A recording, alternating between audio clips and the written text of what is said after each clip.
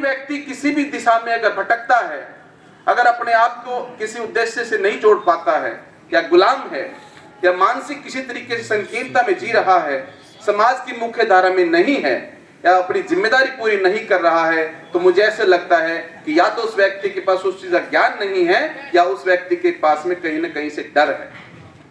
क्योंकि डर वो चीज है जो उस व्यक्ति को उसके उद्देश्य तक पहुंचने के लिए रोकता है। लेकिन आप लोग कैसे भूल रहे हैं, आप कैसे भूल रहे हैं कि इस देश के अंदर भगवान बुद्ध ने सबसे पहले बोला है कि आप लोगों को करेजियस होना चाहिए, फियरलेस होना चाहिए। भगवान बुद्ध ने 2500 साल पहले इस देश के मूल निवासियों के गूंगे बहरों का एक डर निकाला था। जो व्यक्ति निडर है वही समाज के लिए कुछ कर सकता है, जो व्यक्ति ज्ञानवान है वही समाज के लिए लड़ाई लड़ सकता है, जो व्यक्ति चरित्रवान है, जो प्रज्ञावान है, जो शीलवान है, जो आदमी बुद्धिमान है, जिसके अंदर शालीनता है, धैर्य है, जिसके अंदर मानवीय गुण है, वही व्यक्ति संसार के अंदर समाज का विकास कर सकता है। अगर आज हमारे सामने किसी भी तरह की चुनौती आ रही है, हमारा बुद्धिजीवी वर्ग, हमारा पढ़ा लिखा वर्ग अगर आज कहीं भटका हुआ है, कहीं सोया हुआ है, कहीं सुख भोग में अपने आप को मस्त कर रहा है, तो कहीं ना कहीं हम लोगों को भी ये जिम्मेदारी लेनी पड़ेगी कि हम लोगों को उनके बीच में जाना पड़ेगा। उनको जाकर उनके घरों में, जैसे दुश्मन हमारे घरों में घुसकर अपने संस्कार करवाता है, ऐसे हमें जाकर उनके बीच में, उनके बीवी बच्चों के बीच में, उनके घर में जाकर अपने महापुरुषों की, अपने विचारधारा की कहीं ना कहीं धीरे धीरे करके उनके अंदर एंट्री करनी पड़ेगी। क्योंकि वह ज्ञानी है, वो उसको मैं पढ़ा लिखा नहीं मानता। मैं सिर्फ डॉक्टर होकर और मैंने कुछ ही संविधान या भगवान बुद्ध का धम्म नहीं पढ़ा होता, या बाबा साहब का लाइफ एंड मिशन नहीं पढ़ा होता, या भारतीय संविधान नहीं पढ़ा होता, या 20 साल से सामाजिक संघर्ष नहीं किया होता, तो मेरे पास भी आज ये वैचारिक क्रांति नहीं होती। मैं डॉक्टर के साथ साथ मैं लॉ ग्रेजुएट हूं, और मैंने 20 साल तक समाज के अंदर बाबा साहब की विचारधारा को और भगवान बुद्ध की धम्म को अपने जीवन में एक अपना उद्देश्य बनाया है। नौकरी के साथ साथ अपने आप को समाज के लिए, समाज को जगाने के लिए, इस कारवां को आगे ले जाने के लिए हमने दुनिया को, समाज को प्रेरित किया। क्यों किया? क्योंकि मैं जानता था, मैं जानकार व्यक्ति था। जो मेरा पढ़ा लिखा वर्ग है, जो MA LLB BA ऑनर्स करके जो भी नौकरी भोग रहा है, वो जानकार नहीं है, वो सिर्फ वो नौकर है, वो सरकार का नौकर है, वो सरकार के रूल रेगुलेशन कंडक्ट के अनुसार सरकार का गुलाम है। वो बोल नहीं सकता, लेकिन वो बेवकूफ है, ये भी नहीं जानता कि इस देश के अंदर अपने अधिकार के लिए बोलना, और जहां पर तुम नौकरी कर रहे हो वहां पर अपनी आवाज उठाना, ये तुम्हारा प्रतिनिधित्व है, ये रिप्रेजेंटेशन है आपका। आपकी नौकरी नहीं है, आप वहां पर एक समुदाय को रिप्रेजेंट कर रहे हो, आप अपने विभाग में अपने समाज को रिप्रेजेंट कर रहे हो। आप अधिकारी हो या कर्मचारी हो, आपको निडर होकर अपने अधिकारों के लिए लड़ना चाहिए, क्योंकि इस देश के लिए भारत का संविधान आपको अधिकार के लड़ने के लिए आगे बढ़ने का पूरा रास्ता देता है। लेकिन कौन बताए? हम तो जानना भी नहीं चाहते हैं, हमें कुछ करना नहीं है, हम बदलना भी नहीं चाहते हैं। सबसे बड़ी प्रॉब्लम हमारे पढ़े लिखे वर्ग में है कि वो बदलना नहीं चाहता है, सुनना नहीं चाहता है, वो किसी की बात नहीं सुनना चाहता है, क्योंकि वो समझता है कि मैंने अगर MA LLB या BCom और MSc PhD कर लिया है तो मैं बहुत कुछ विद्वान हो गया हूं। इस गहरी विचारधारा, सोच और संकीर्णता, मानसिक गुलामी के पीछे एक ही कारण है कि वो अपने आप को बहुत ज्यादा घमंड में रखता है। वो समझता है कि मैं अब व्हाइट कॉलर का एक उच्च अधिकारी हो गया हूं, और उसी मानसिकता में, उसी समाज में, उन्हीं विचारधारा के अनुसार उन्हीं लोगों के बीच में अपने आप को कहीं ना कहीं वो उसी व्यवस्था में पाता है जहां पर एक वैचारिक क्रांति का व्यक्ति, जिसके पास धार्मिक आजादी है, जिसके पास स्वतंत्रता है, जिसके पास बोलने के लिए भगवान बुद्ध और बाबा साहब और संविधान की विचारधारा है, वो व्यक्ति वहां पर अपने आप को आजाद महसूस करता है। जो व्यक्ति वामसेप और हमारे सामाजिक कार्यक्रमों में आता है, वो आदमी जाके अपने कार्यस्थल पर भी, अपने घर में भी, अपने पास पड़ोस में भी एक विचार क्रांति का आगाज करता है। तो दोस्तों, ये बड़ी बात है जो एक पढ़ा लिखा व्यक्ति सिर्फ नहीं समझ सकता। इसमें आपको इस देश की व्यवस्था को जानना पड़ेगा। मैं कहता हूं, इतनी जिम्मेदारी है एक पढ़े लिखे व्यक्ति के सामने, इतना जिम्मेदारी, इतना बड़ा कारवां है हमारे सामने। भगवान बुद्ध का धम्म, जिसको धम्म के अंदर अगर किसी की इच्छा है तो भगवान बुद्ध के धम्म के कारवां को चलाएं। इस देश के अंदर हमें बौद्ध में राष्ट्र बनाना है, हमें देश को बौद्ध में बनाना है। कितना बड़ा कारवां है जो भगवान बुद्ध का 2500 साल से, जो बाबा साहब ने 1956 में देकर और आगे बढ़ाने के लिए कहा है। कितना बड़ा मिशन आंदोलन है हमारे महापुरुषों ने, हमारे संतों ने जो 800-1000 साल पहले जो इस देश के अंदर अपने आप को बराबरी के लिए कितनी बड़ी लड़ाई लड़ी है। रैदास और कबीर साहब महाराज जैसे लोगों ने कितना बड़ा कारवां है इस देश के अंदर, जो बाबा साहब की लाइफ और मिशन की जो हिस्ट्री है और जो दूसरे महापुरुषों का हमारे लिए संदेश है। और सबसे बड़ी बात है, कितना बड़ा चुनौती है कि आज भी आपका देश, आपका समाज, आपका भाई आज भी 50% लोग भूखा सो रहा है, 2 टाइम की रोटी के लिए मोहताज हो रहा है, उसके पास इक्वेलिटी नहीं है, जस्टिस नहीं है, फ्रीडम नहीं है। वो सिर्फ और सिर्फ अपने आप को हुक्मरान समझ रहा है। उसके पास सही मायने में सिर्फ एक अधिकारी नौकर होने के अलावा कुछ नहीं है। उस लड़ाई को लड़ने के लिए आपको पूरी जी जान की बाजी लगानी पड़ेगी। आप मत भूलिए, जो सरकारी आंकड़े, जो सरकारी अधिकारी आपको पढ़ाएंगे वो सब वास्तव में आपका समाज है। वो आपका समाज वो नहीं है। आपका समाज आपको अपने एंगल से देखना पड़ेगा। आज भी हमारे सामने इतना डिस्क्रिमिनेशन, इनजस्टिस हो रहा है, इतनी ज्यादा हमारी बहन बेटियों पे बलात्कार, अत्याचार हो रहा है, हमारे बच्चे इस टाइम पे बेरोजगार हो रहे हैं, हमारे युवा का भविष्य खतरे में है। देश के संविधान के हर आर्टिकल की धज्जियां उड़ाई जा रही हैं। देश तरीके से इस देश के संविधान को खत्म किया जा रहा है। आपके बच्चों का भविष्य कहीं ना कहीं खतरे में है। इस देश के अंदर आपकी आने वाली पीढ़ियों को और आपके अस्तित्व को खतरे में डाला जा रहा है। लेकिन मेरा एक कर्मचारी अधिकारी अपने घर में बीबी और टीवी में मस्त होकर बस सोचता है कि मैंने बहुत कुछ अचीवमेंट कर लिया है। ये गहरा चिंता का विषय है।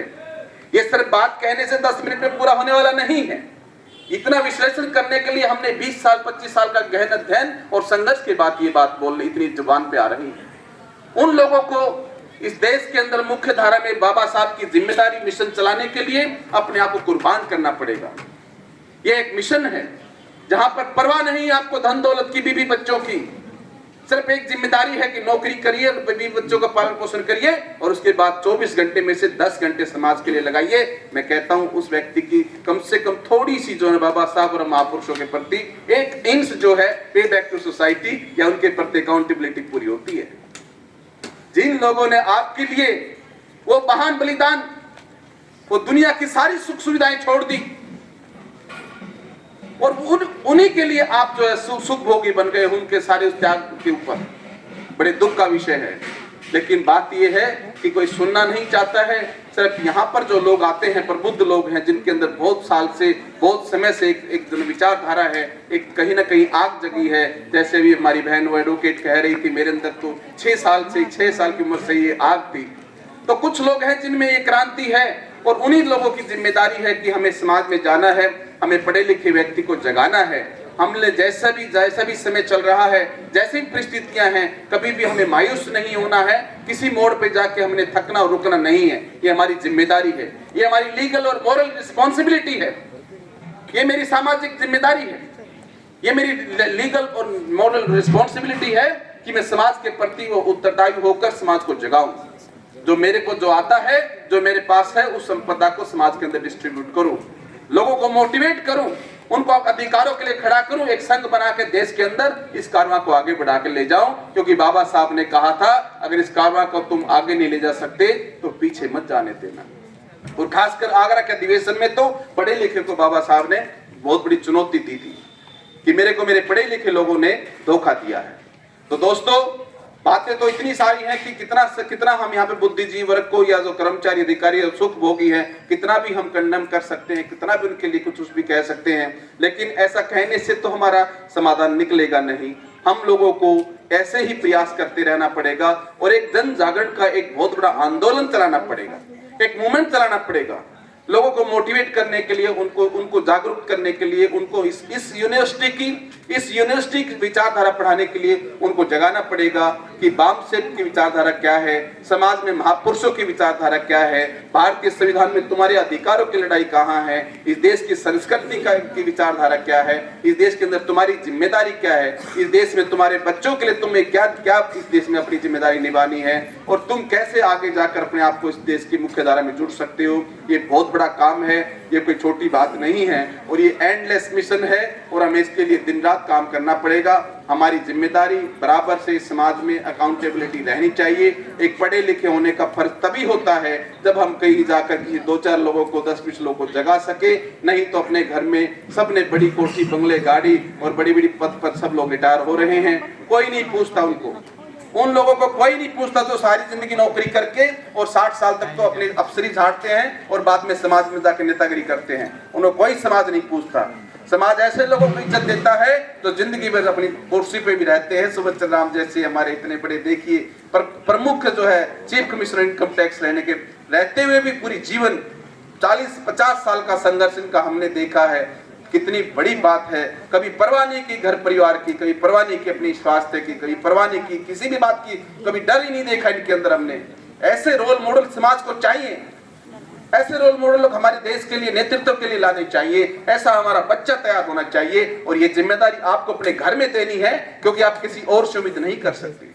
आपको यही गुण आपके बच्चे अंदर डालने हैं, आपने अपने घर में लेके जाने हैं। जब हमारा बच्चा समझेगा, जब हम खुद समझेंगे, जब हम खुद ये जिम्मेदारी लेंगे, जब हम खुद इस बात के लिए आगे बढ़ेंगे, जब हम खुद जागरूक नागरिक बनेंगे, जब हम खुद संविधान पढ़ेंगे पढ़ाएंगे, जब खुद बाबा साहब के मिशन को चलाएंगे, जब खुद बाबा भगवान बुद्ध के बुद्ध धर्म को पढ़ाएंगे, आगे खुद अंगीकृत करेंगे, जब महापुरुषों को विचारधारा आगे लेके जाएंगे, जब इस देश के अंदर अपनी जिम्मेदारी लेंगे कि मैंने इस देश की जहां तक कोशिश होगी मैंने इस देश के नागरिक को जागरूक करना है, इस समाज के लिए लड़ना है, इस देश के लिए लड़ना है, बाबा साहब के मिशन के लिए लड़ना है और आने वाली जनरेशन के लिए लड़ना है, संविधान बचाना है, इस देश के नौजवानों को आने वाले समय में शासक बनाना है। ऐसी जिम्मेदारी लेकर जाओगे तो शायद कहीं ना कहीं एक अंश जो हम पढ़ा लिखा व्यक्ति, एक प्रबुद्ध व्यक्ति कहीं ना कहीं समाज के प्रति अपना ऋण चुका सकता है।